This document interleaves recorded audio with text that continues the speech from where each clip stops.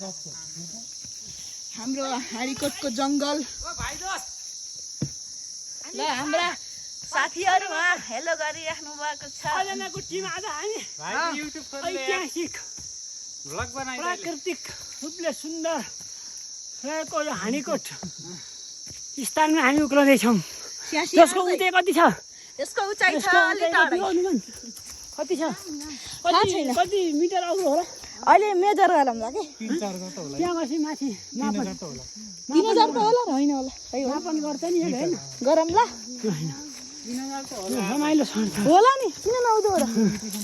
3000 maximum एभरेजमा 3000 metre अग्लो स्थानमा रहेको यो हाँडीकोट हैन।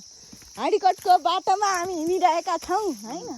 ढुङ्गाको यो सिडी छ यहाँ, सिडी जैसरी हामी धेरै तलबाट उत्रिरहेका छौँ। हाम्रो सुरेन्द्र दाई, हाम्रो सौरभ दाई।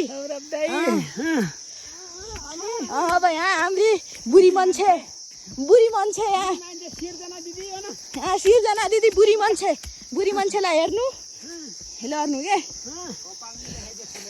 फुलेका कपाल यहाँ बुढी मान्छेलाई।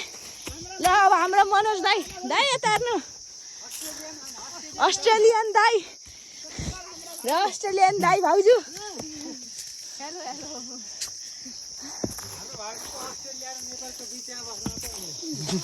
अस्ट्रेलिया नेपालको बिचमा हाम्रो अब डाँडो देखिन लागेको छ। ठुलो डाँडो सूर्यको ठ्याक्कै हेर्नु त न्युट्रोन स्टार चाहिँ देखियो है हेर्नु त। हाम्रो डाँडो सुन्दर। हामीले अब टावरमा गएर भिडियो बनाउने छौँ। ल हेर्नु हाम्रो यसमा यस्ता सुरुङ मार्गहरू रहेका छन्।